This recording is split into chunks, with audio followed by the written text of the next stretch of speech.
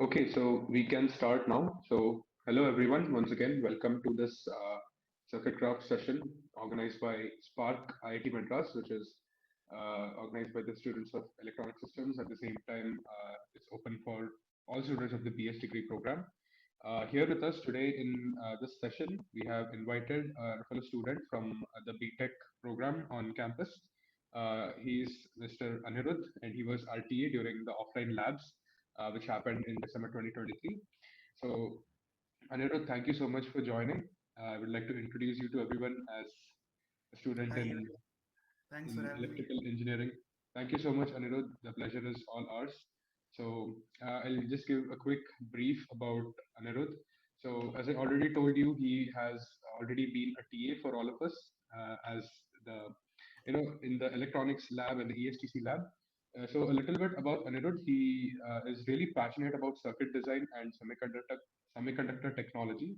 He has worked on a diverse variety of projects which range from mixed signal IC design from high speed and high frequency applications to fabrication and modeling of semiconductor devices and sustainability. Apart from that, he's also interested in the intersection of machine learning and integrated circuit design. And to captivate all of you, he is indeed working on a project where he is designing a 6-bit vector summation based phase shifter for KU band with none other than our Professor Sankaran Anirudhan, who is also one of the coordinators for the BS in Electronic Systems program. So once again, formally, I welcome you, Anirudh, and I hand over you the mic. Thanks, Aditya. I thank the Spark team for having me. So, without further ado, I'll get started with what I want to present. Definitely, definitely.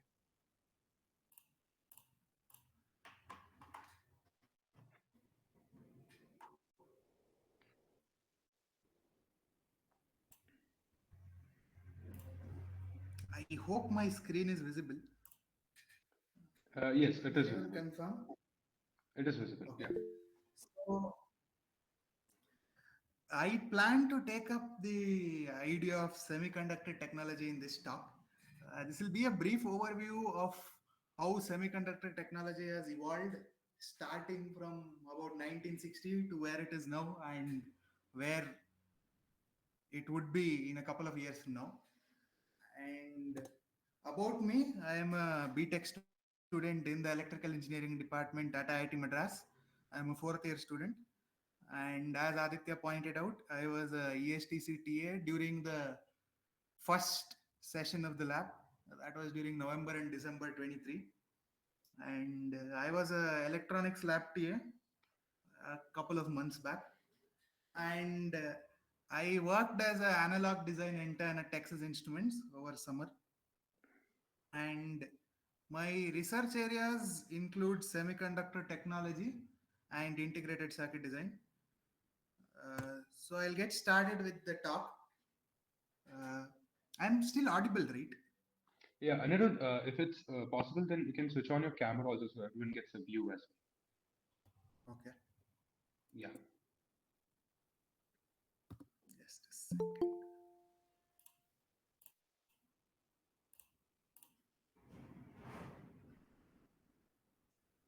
Great, okay.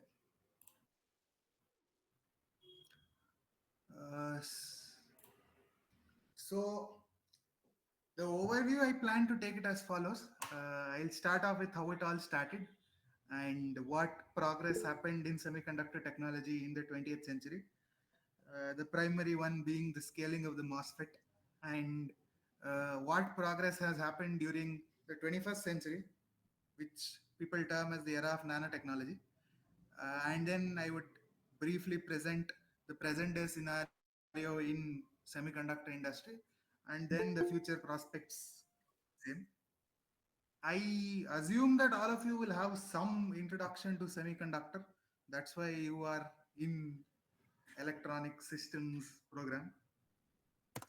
But anyway, I don't assume any prerequisite knowledge.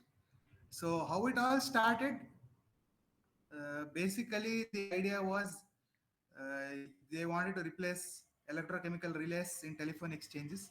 So that's when the junction transistor, which you popularly would have heard as bipolar junction transistor or BJT, the elementary transistor what you would have seen in class 12, That was the prime motivation why that was invented by Shockley, Bardeen, and Bratton in 1948. This was a pretty bulky device. I will show that later. This was in 1948, remember.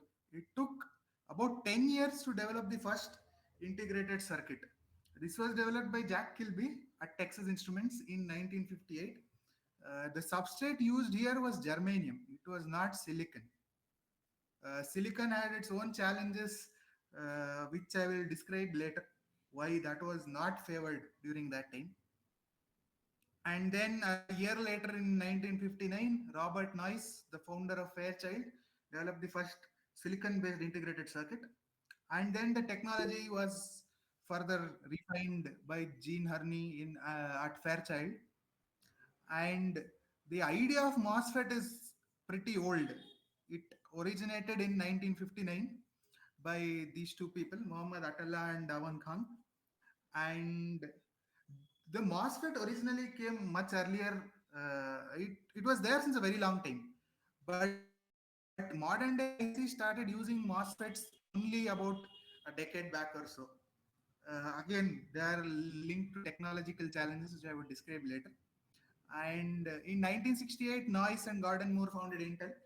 Intel's first microprocessor was realized in 1971. This first picture shows the three giants, Shockley, Bardeen, and Bratton, and this is the junction transistor which they developed. As you see, this is a very large device, and these were few of the early usage of semiconductor devices. It was used in the Apollo guidance computer in 1969. Fairchild supplied integrated circuits, and this was Minuteman II guidance system where TI supplied its integrated circuits. And this was the first integrated circuit which Jack Kilby developed at TI. It was on germanium. As you see, it is pretty messed up, but yeah, it worked. It was the first working IC, and this was the Intel's 4004, the first microprocessor. And this is how a typical IC would look.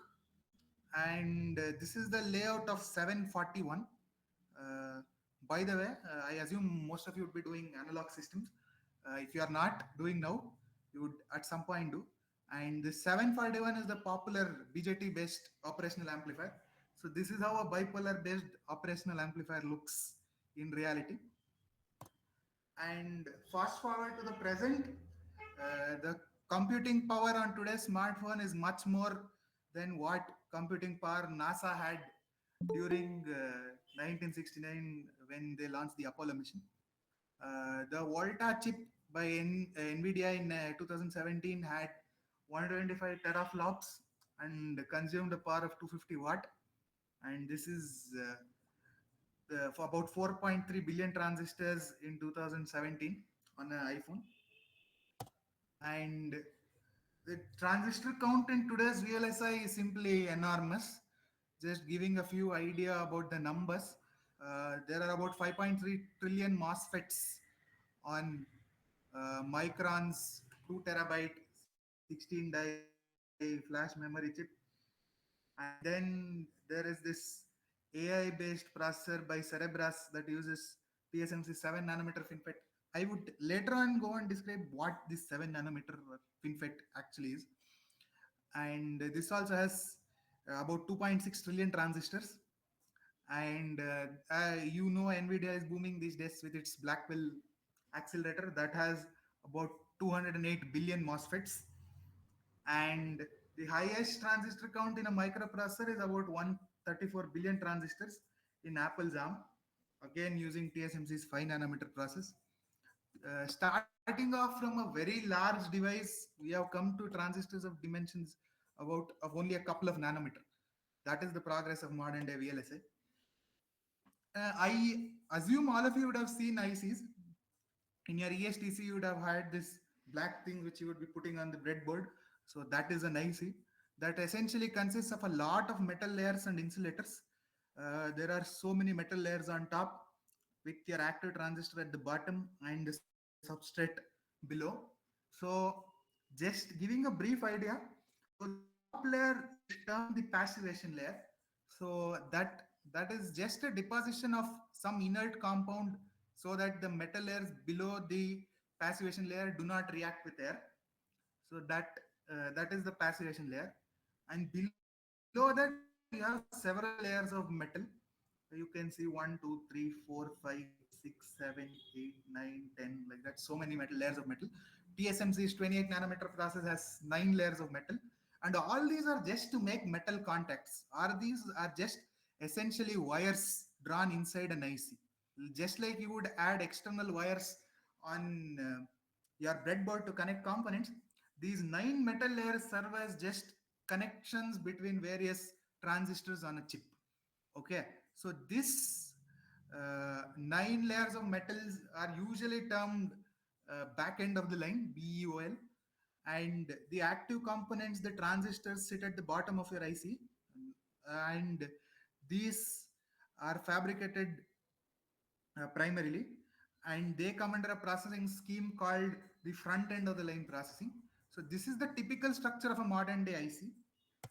And moving forward, as I told previously, the MOSFET is the key critical block of any IC in modern day.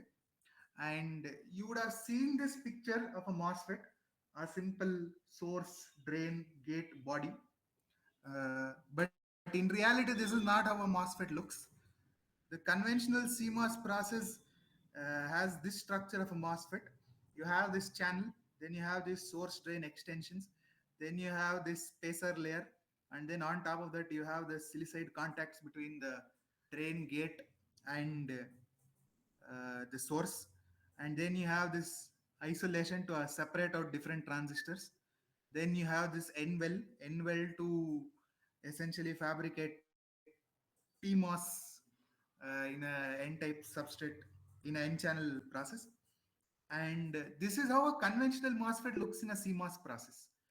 No need to worry with all the details. I won't go into all of that. Uh, the key idea in CMOS process is, regardless of how complex a circuit you want to fabricate, the idea is if you have more area, you are going to pay more. And as engineers, you would always want to reduce the cost. So the key idea is you are making more complex circuitry, but you would want to reduce the size of the transistor. So in VLSI, we primarily worry about reducing the area of the transistor. So, but there are again shortcomings of simply reducing the dimensions of the transistor. If you simply reduce only the channel length, this is the channel length, then what would happen is that this is a MOSFET. So you have the source, gate, drain, and bulk, and the primary point of using a MOSFET is you have current flowing between this source and drain, but you don't want to control the current just primarily by this source and drain. You want some other terminal to control the current between the source and drain. That is this gate. This gate primary purpose is to control the current between the source and drain. So if you start reducing dimensions, the problem is you would end up having the source and drain also controlling the current, not just the gate. So you need to come up with sophisticated schemes such that the control of the gate on the channel is not reduced. And that is what this statement says. GCA is a gradual channel approximation. You need not worry about the technical details of that. So because of this GCA not being valid, the gate loses control over the channel, which means your transistor is not working as you would expect. So that is the key challenge with making devices smaller. And however, uh, I will explain what has happened over the past couple of decades in MOSFET scaling and present day challenges. Uh, Earlier, the channel length was very large. You could reduce this channel length to a certain value till which there was no effect. After that, you start facing this problem of short channel effects. For the time being, let us forget the problem of short channel effects. We start off with an extremely long channel MOSFET. That is in 1970, the gate length was about 10 micrometer. Today, the gate length is 15 nanometer. You can assume that from 10 micrometer to 15 nanometer, there is no effect of short channel uh, effects. So there is significant difference in the way the MOSFET looks and its performance over this 1970 and today's generation of MOSFETs, there have been significant performance reliability manufacturing changes that has happened. And the semiconductor industry is known to give improved circuit operating speed with every generation. You get higher device density at a lower cost. The semiconductor industry is the only industry that gives increased performance at reduced cost decade after decade. So that motivates you to get into the semiconductor industry. And this is how the MOSFET has scaled over the years. So initially you started off, this is the channel length by the way. You started off with 10 micrometer, and now in 2020 you are about 10 nanometer. The idea of nanotechnology comes because you are operating below 100 nanometer channel lengths.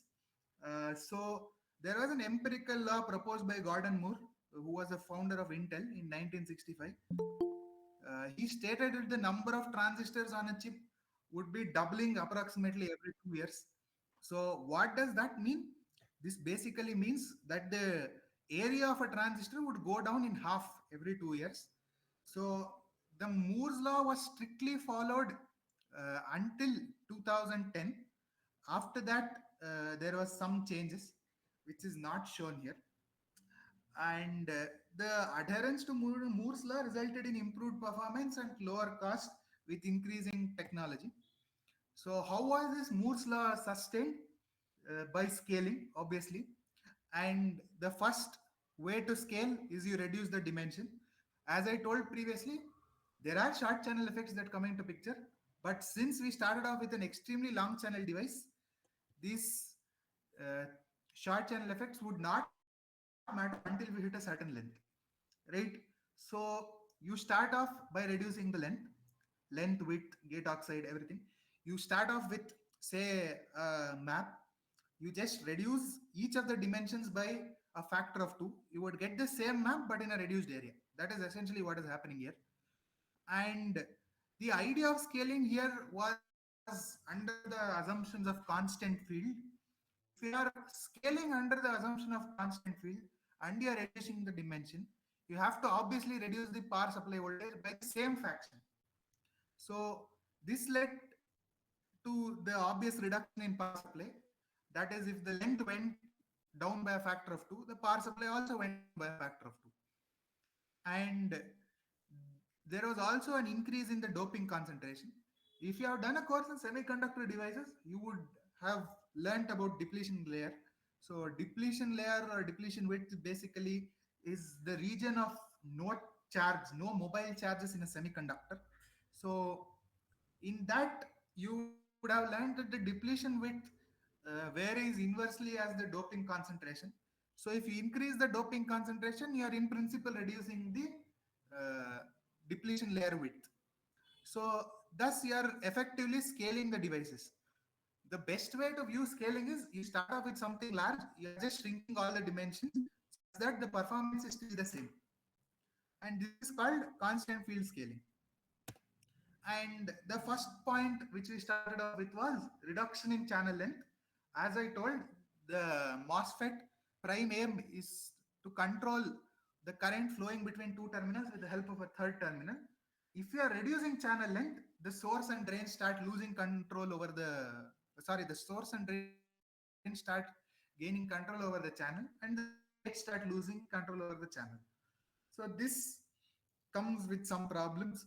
And the other problem is threshold voltage. So threshold voltage typically is viewed as the voltage at which your transistor will turn on. Say your threshold voltage is about zero point 0.5 volt. At zero point 0.4 volt, your transistor is off. That is, it does not conduct. At zero point 0.6 volt, your transistor conducts some nominal current. So this threshold voltage ideally should just be dependent on the transistor characteristics. That is how much doping and temperature, etc. But with short channel devices, this threshold voltage starts depending with drain voltage and also varies with channel length, right? So because of this, you cannot get the performance what you calculate theoretically. Then there is another problem, the problem of sub threshold swing. Subthreshold swing can be viewed as a parameter that controls the off current in your MOSFET. So as I told, you have specific threshold voltage that is about say zero point 0.5 volt. You reduce the threshold voltage below that. So 0.25 or something you keep threshold voltage as the voltage at the gate. So what you would expect in practice is that at 0.25 volt your MOSFET should not turn on. But due to practical considerations, there is some amount of leakage current that is always flowing between the source and the drain. So this leakage current will lead to a higher leakage power dissipation, which you did not account for. So this static power dissipation in CMOS is a growing concern in modern day VLSI. So these are the problems with just scaling the channel length alone. So as we saw earlier, you have to scale every single dimension, not just the channel length. You have to reduce the gate oxide thickness as well. So if you reduce the gate oxide thickness, you are increasing the gate leakage. That is because if you are reducing the gate oxide thickness, the probability of tunneling from the gate to the channel increases. So that will also lead to a higher power dissipation. And this was experimentally shown that as you reduce the gate oxide thickness, the leakage current grows exponentially. So you cannot afford reducing the gate oxide thickness arbitrarily. So the we saw the reduction in dimensions, that is of the channel length and the gate oxide thickness. Now we look at reduction of the power supply because we are still following the norms of constant field scaling. So your active power is some fraction of some fraction alpha, which we call as switching factor, uh, times CV square. C is the effective capacitance looking at an node, and V is the voltage, maximum voltage in the circuit. That is simply our supply voltage times this frequency. And your leakage power, theoretically, you would hypothesize it to be zero, but because of this small leakage current, you have this I of times this supply voltage. So you keep reducing this supply voltage. This is great. You are reducing the threshold voltage also. This is also great. But the problem comes here. You reduce threshold voltage, there is an exponential increase in I of. So there is an increase in leakage power. So you cannot reduce the voltage at desired rate. So this is another problem to be worried about. And there is another challenge. Your frequency is increasing at a faster rate compared to the reduction in V. So there is an increase in active power. So what people have observed over the past couple of years is the power density on a chip. You can see that this Pentium processor of Intel had almost the same power density as a hot plate. This was way back around 2000s. This hypothesis was made. Present day processors consume power that have a equivalent power density as on the surface of the sun. So that's how much power density a chip handles. And as we saw earlier, we increase the channel doping,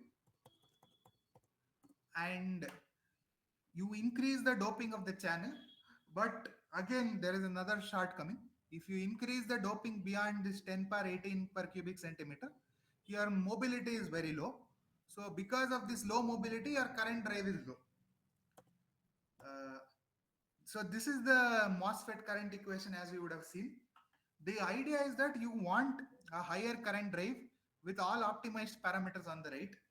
So what we saw was we'll reduce the oxide thickness. We reduce TOX, COX increased, so current will increase. But the problem is this results in a higher off current. So this results in a higher leakage. And the other thing what we saw we reduce L. If we reduce L, we reduce W as well. If you reduce L, the problem is you start losing control of the channel. So you have short channel effects. And the next thing, you reduce voltage. Again, reducing threshold voltage came with its own problems of leakage current. So we have looked at all parameters except this mobility parameter. I'll come to that in a while. But this is the transistor at the turn of the decade, of the century. This is Intel 60 nanometer transistor in 2001. So this has a gate, and I assume when I say gate, all of you are assuming metal gates. That is not really true. What Intel used in its 60 nanometer process was a highly doped polysilicon gates. A heavily doped semiconductor is equivalent to a metal. You use that and you dope this gate with polysilicon. You have this oxide here. This oxide is silicon dioxide. Its thickness is about 1.5 nanometer. This is the polysilicon gate, and this is your channel. This is your source and drain. This is the passivation deposited on top of this uh,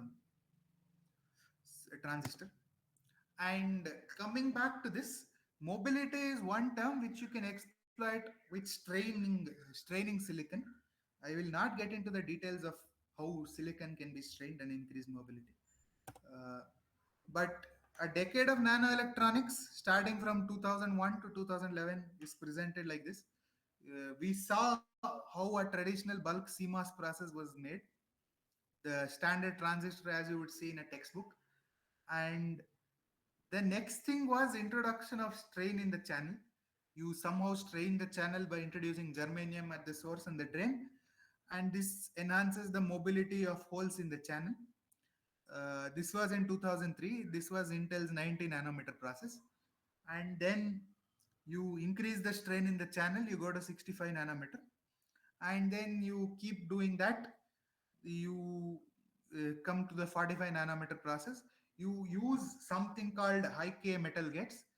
High K is just another oxide substitute for silicon dioxide.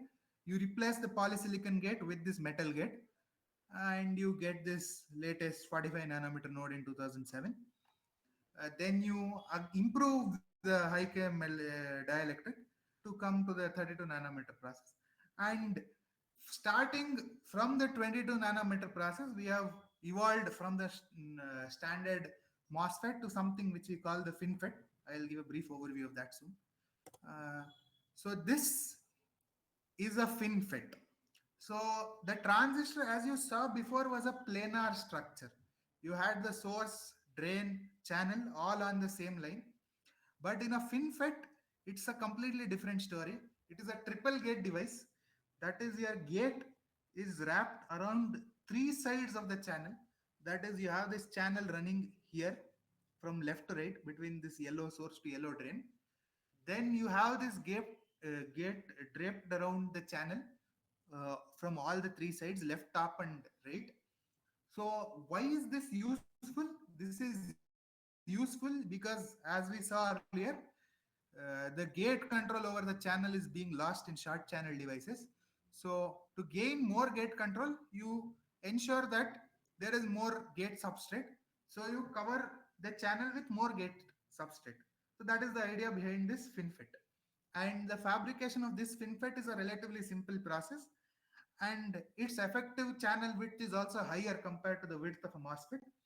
And you can increase the number of fins to increase W effectively.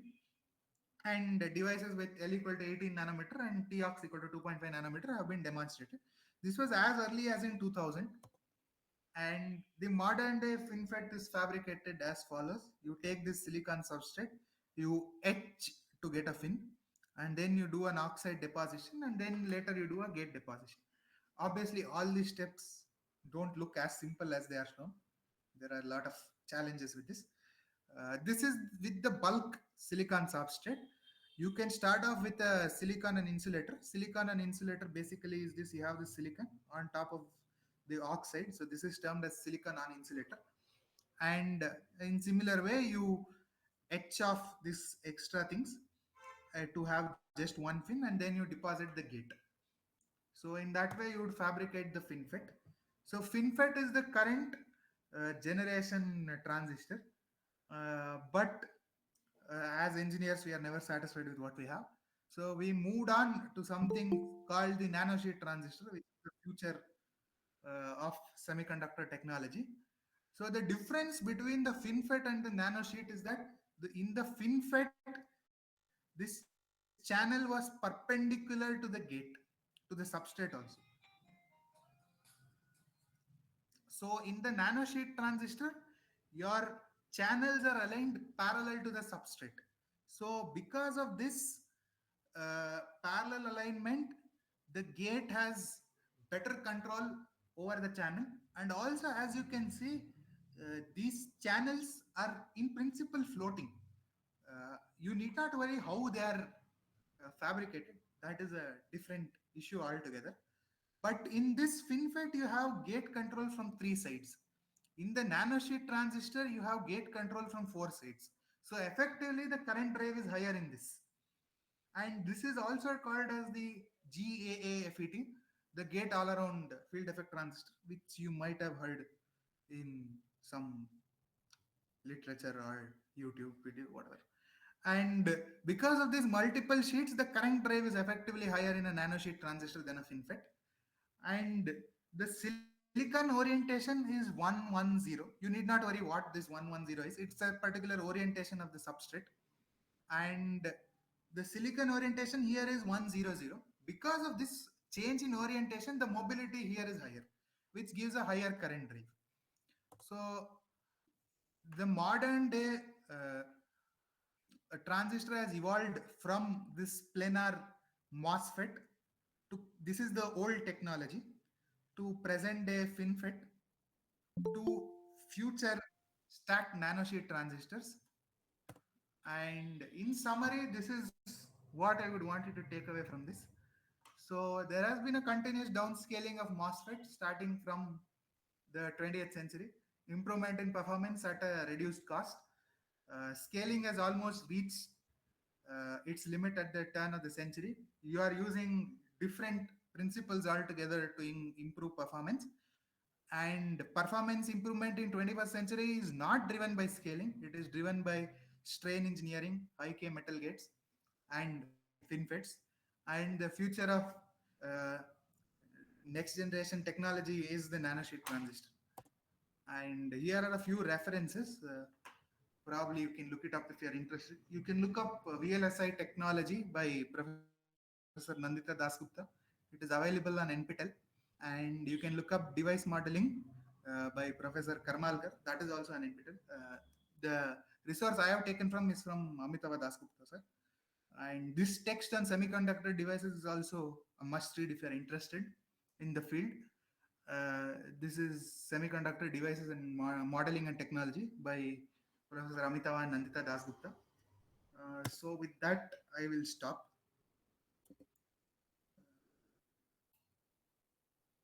I forgot to mention at some point, I was referring to node uh, here. So what a node means basically is in earlier connotation, what a node meant was simply the smallest dimension you can fabricate in a process. That if you take the 32 nanometer process, for example, the minimum length on anything of anything you can fabricate was 32 nanometer. But however, if you see sub 22 nanometer processes, the node connotation is slightly different. If you say a 14 nanometer node, it means that the performance of the device manufactured using this technology is similar as though if it was fabricated from a 14 nanometer node. It does not mean the smallest dimension manufactured is 14 nanometer.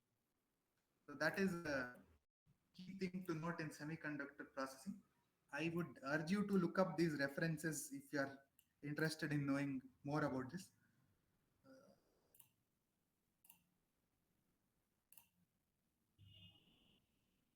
I will stop my talk here. If there are any questions, Yeah, it was a really interesting and a very, you know, interesting presentation. I'm sure even the others will agree. And the field of electronics is such that once you get involved in it, you literally can't look back. So, on that note, since you mentioned it is time to take questions.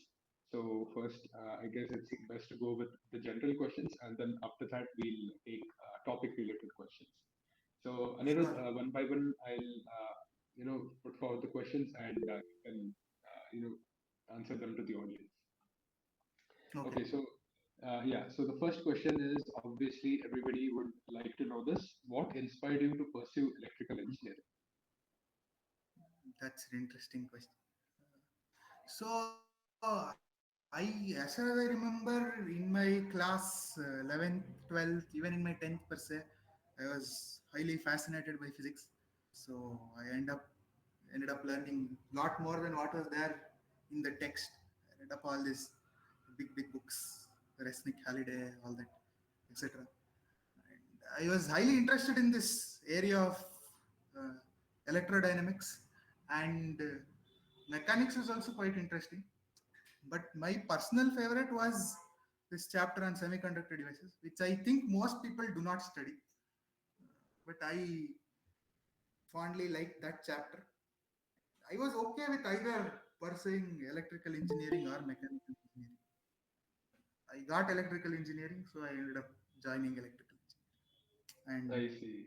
That is great. That is great. So everybody here already knows that you achieved a remarkable score of All India rank 384 in JE Advanced. So just briefly, can you share some insights into your strategy for preparation?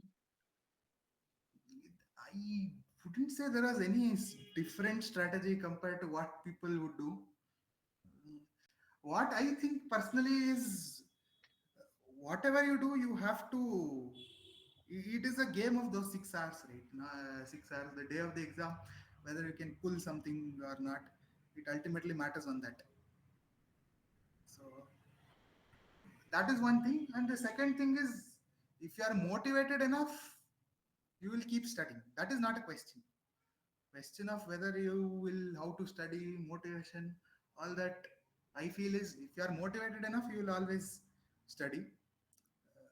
Whether or not you can pull it within that 6 hours is the main question. And I see. Mhm. that's it. But otherwise, there is no strategy as such. Great, great. Because we had to ask this question since many of the students here have their younger brother or sister who is preparing currently for JE. So, Mhm. who better to hear it from a person who has already cracked that exam and is currently in one of the topmost institutes of the country. So, it was really great hearing your feedback about that. So, and one another thing, after doing all of this and getting into IIT, you also got successfully got into Texas Instruments as an intern. So, based on that, would you like to share any of the challenging aspects of when you were working there and how you Mhm. tackled them? So the work at Texas Instruments was extremely fun. You get to work in an amazing group, and probably I think the best one of the best companies in India to work in semiconductor is Texas Instruments. As far as I remember, they were one of the few initial companies that came to India in 1990s or something. So the atmosphere is great. Like there is no pressure. You get to work as and when you want. You can work from home. You have all the advantages. And obviously, you work in a team. You have to coordinate with different people. Like the project I was working on was for it was something that my team was working on. So I had to. It was not a sole simple school project kind. The design had to get uh, integrated with the other components which the people actually in the company were working on. So I had to talk around with a lot of people whether such such and such a capacitance can be managed, such and such a load capacitance, whether this much current is okay on chip, etc., etc. So in short, whatever I learned theoretically, I could see that implementing at TA. So all in all, it was a very fun experience. And by the way, adding to that, IIT Mhm. Madras is a very strong connection with TA. So a lot of people in the meet also can get an opportunity to work at TA. I hope. Excellent, excellent. That is a great, that's a great news because many people here were really expressing their interest during our labs to the professors as well. Everybody wanted to get into these tech companies and companies like Texas Instruments itself. So, and based on that, you during the same time you were also a TA for us. So, you may recall most of us who were there with you, looking at the names of the participants. So, when you were a TA for the offline labs of electronic systems, can you tell how your role as a teaching assistant contributed to your personal and professional development? Okay. So as a TA, you not only you would assume you are just lecturing what you know. You would expect as a TA you are have to have significant grip over the subject. That is in a way true. But as a TA, you get to learn also whatever is happening. You get to learn how people are doing. For example, in the ESTC, there was not some, most of the people were highly motivated to do the experiments they did before the deadlines, all that, and they were coming up with new approaches to solve some simple problems which probably you never thought of. So all in all, it was a exciting experience for me as a TA to get to know new ways in which problem can be thought of. Then that was one thing. Then honestly, the enthusiasm which you people showed was very very nice. Probably I have been a TA for several courses at IIT Madras. I have been a TA for undergrads, graduates also.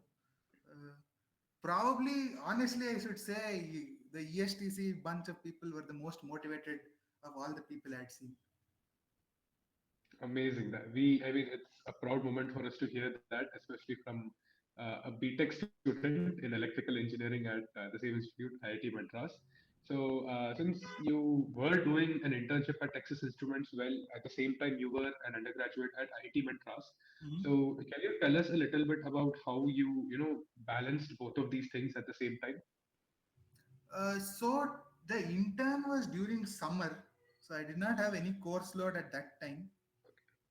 But the internship drive usually happens during the semester. So the biggest advantage is if you are looking at a core company, the coursework is itself rigorous enough for you to get a job. It is, you don't have to prepare anything extraordinarily out of the box. And especially, by the way, again adding to IIT Madras glorified circuits group, the recommended material for TI's internship or placement drive is IIT Madras's analog integrated circuit design by Professor Nagendra Krishna Pavan, Professor Shanti Pavan. So if you are ever interested in getting to TI, you know IIT Madras is probably the best and easiest way of getting into TI. Not just TI, all the semiconductor firms in India extremely value what IIT Madras offers in its curriculum. Not just for undergrad, even for the online program. Both of them are highly made in such a way that it caters to the semiconductor industry of the future. And the curriculum is extremely rigorous. It is not easy at some point. I agree totally. I think almost all of us will relate to that based on all of the new courses in BS and electronic systems. So, based on that, based on the aspects of electrical engineering, so can you tell us which areas of electrical engineering you are the most passionate about and how you plan to contribute to its advancements in the future? So my areas of interest is integrated circuit design and semiconductor technology. I have worked on a couple of projects at IIT Madras that have a direct correlation with industry. Uh, so, in some sense, if you work in any project at IIT Madras, more or less you are directly contributing to the semiconductor industry. So, I would suggest all of you to take up some or the other internship or project uh, with some professors at IIT Madras, since all of you would be interested. Not just IIT Madras, at any university is. Right, right. Yeah. So, okay, and based on the same thing, a Mhm. lot of the students would like to know what has been your most significant personal project which you have done till date, and how it helped you shape your skills. Most significant project. Okay. There was a question in the chat. I'll answer with respect to that. So I did this circuit automation. So that was something very new because you would have seen ML being used everywhere. It was not used to design circuits. By circuits, I mean you would see a operational amplifier or something. You have to design that to meet a certain specification. So that I worked with Professor Anirudhan on that. So that was something relatively new. I never thought of. I honestly thought that was something just casual.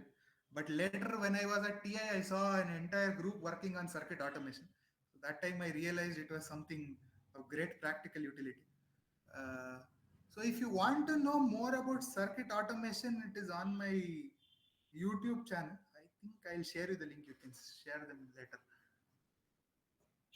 Yeah, definitely, that'll be great. We'll if you share it in the chat, we can pin it right away.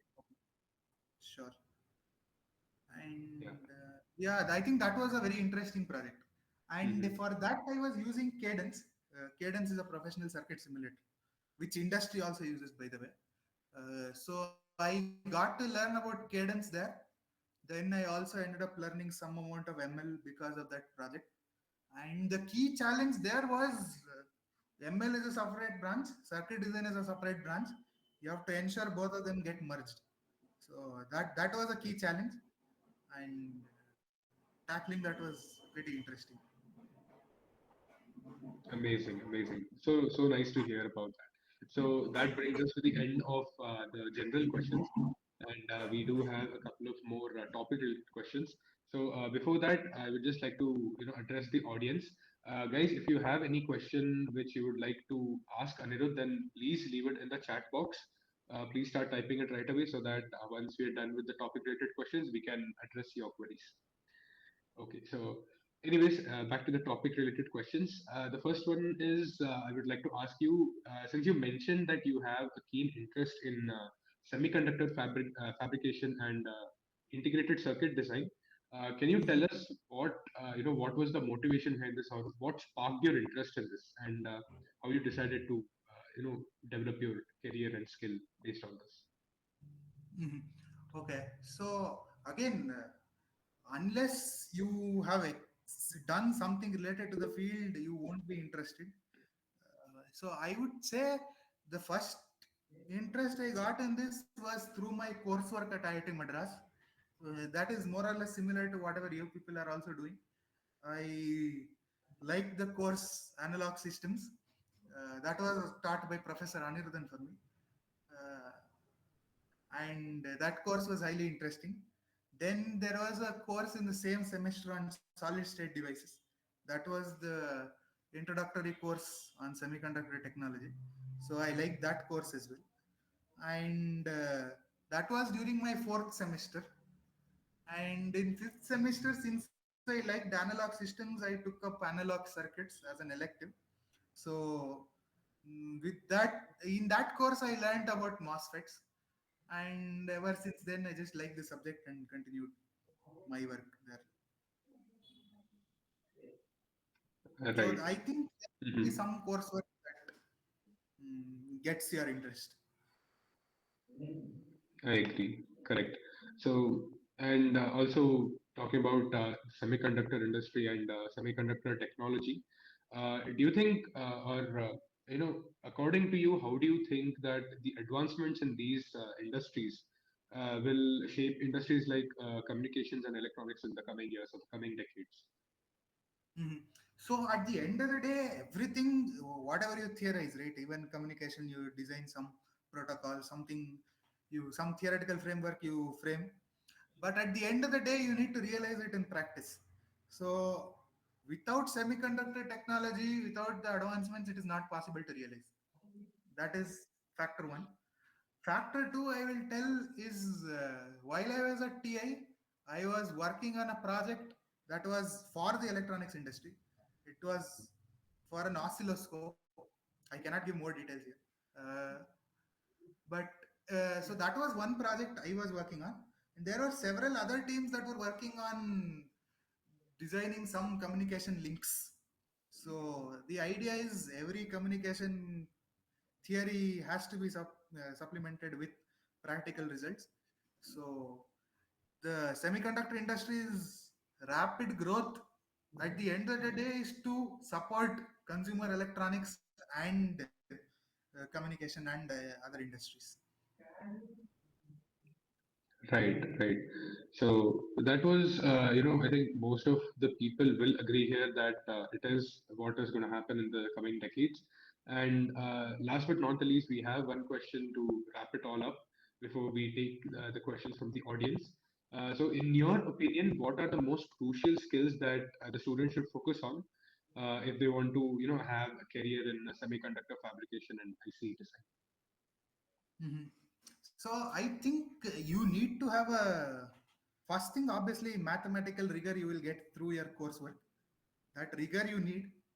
But the semiconductor industry does not demand that mathematical rigor. It demands you to be intuitive. Mhm. Uh, Say you have a complex circuit, it does not require you to write KCL at every node. That entirely a simulator can do. What different can you do to ensure that you know how the circuit works very fast? You have to intuitively understand how a circuit will work, and that is how the curriculum of IIT Madras is also designed. It is rigorous, at the same time it is intuitive. That's how all the circuital courses and the devices courses of IIT Madras are. So Great. that is Yeah, yeah, I get it. my I get take it. on this. Mhm. So, well, anyways, that brings us to the end of the questions which we had listed out. And I guess it's time to take the questions which you guys, the audience, have put forward for us in the chat box. So, I'll just begin by reading out the first question. So, a student wants to know what is the scope for chip manufacturing in India in the future? Okay. So, as far as I have read reports, India is about to set up several fabs in India with government collaboration. So, the chip manufacturing scene in India looks very promising. Currently, as far as I think, uh, most companies in India only out design the chips here and get it fabricated from somewhere else. So, with the in-house fab in India, it will be extremely promising. And I think that was one of the prime motivation for starting the BS in Electronic Systems program, right? To promote Mhm. the semiconductor workforce in India. So it is a Correct. great time for you people and me to be in India and in electronics. Exactly. I mean, during the inauguration of the BSN Electronic Systems program, the professors talked a lot about this same, the scope of this sort of industry, the multiple chip fabs which are being set up all across India. So we had a long conversation about that even when we met in person. So Mhm. yeah, I mean, even for you, since you mentioned that even it is the right time for you, and I'm pretty sure that all of us can't wait to get our hands dirty and start working in that. Great. Okay. Now another student, he would like to ask you whether you have done any projects in MEMS devices, and he Mhm. would also like to, know what is the future of analog computing. Mhm. Okay, I'll take up the question in parts. So I have Mhm. done some projects in MEMS. I have worked on probabilistic computing, creating a theoretical framework for energy dissipated in probabilistic computing. That is one of the projects I worked on. Uh, I won't bore you with the details. More are on my YouTube channel. If you want, you can look up that. And I've worked on silicon photonics as well. That is also silicon photonics is more of MEMS than pure photonics. So that is also one thing. And the second part of the question is about analog computing. So, if you have read recently in the news, IISc has developed some brain inspired computing neuromorphic chip. So, that is in some sense analog computing. So there has been few reports that if you see right, most processing power in modern day is mostly in digital form. That is NVIDIA, everything computes in digital form. That is great, but that consumes a lot of power. So if you resort to analog computing techniques, you would, in principle, consume lesser power. Mhm. So that is the idea behind this new latest scheme of brain-inspired computing or neuromorphic computing. That is a new field. So I think that is an interesting field to explore if you are interested in. That is you can say that is at the intersection of MEMS and analog in some sense. Right, right. And okay, so another question is asking about spintronics. Mhm. I think Priyanjali has asked this question. We know about semiconductors and electronics, but we don't usually talk about spintronics. What's your take on spintronics and integration with quantum mechanics? Right. So mm, the electronics industry just uses semiconductor. Spintronics, neuromorphic computing, as I mentioned earlier, are in research phase. They are not adopted in the industry.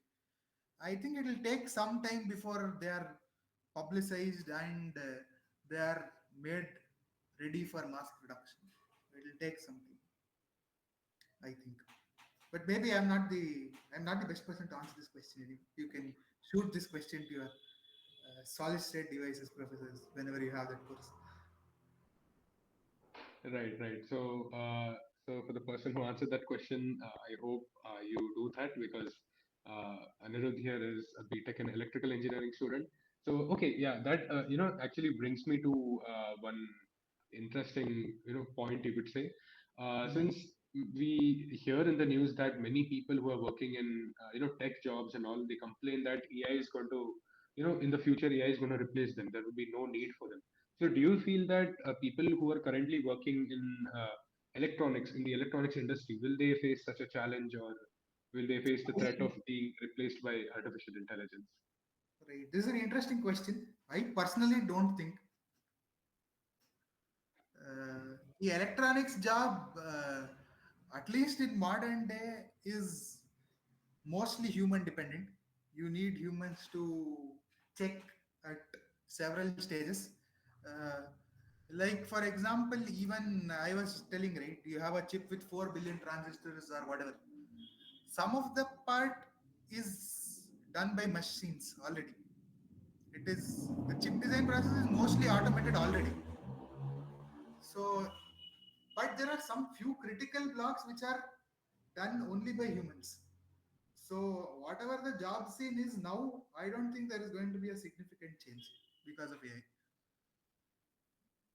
I agree. So, there is this saying that, one of the professors of the same program told that even though you have so many advancements in data science and artificial intelligence, electronic systems and electrical engineering is the foundation for all of this. So you can't have AI without all of this. So definitely we agree with all of the things which you said. And yeah, so that actually brings us to the very end of this session. Thank you so much, Anirudh, for your time. And would you like to share Sure. anything? How you enjoyed about talking to us?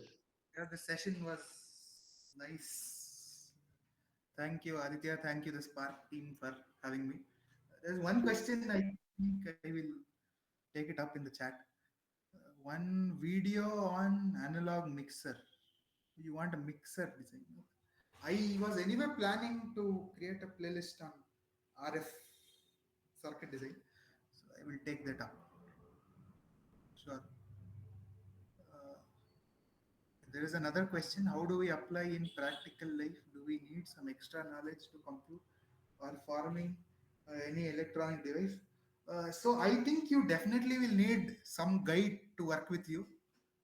So that is why I would suggest you to, as if you are in your probably third year or fourth year, you can probably approach people at IIT Madras and or different places, different IITs or any other college.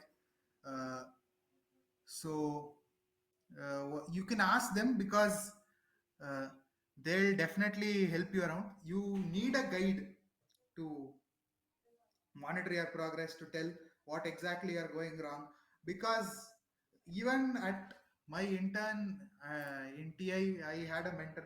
He was guiding me at every step, because at the end of the day, when you prepare products, you need to ensure that things work, because fabrication is really a costly thing.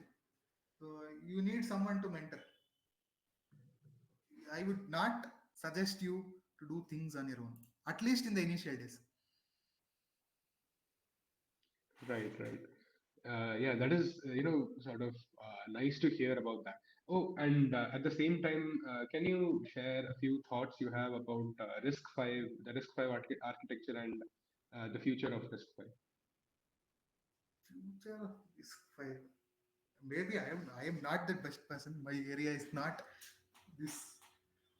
Uh, you can shoot an email to Professor John Kiraman. He's the best one to answer this.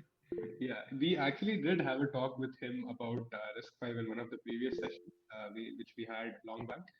So yeah, we'll definitely do all that. And so, by the way, that is in fact the very end of the session. So, Anirudh, once again, thank you so much for your time. We had a really great, 1 hour Thanks for where we talked to you, and we would, where we like to hear your inputs and you answering everyone's question. So, once again, thank you so much, and yeah, have a nice day. thank you, Atya. Thank you, everyone. Bye bye. All the best. Thank you so much. Bye bye.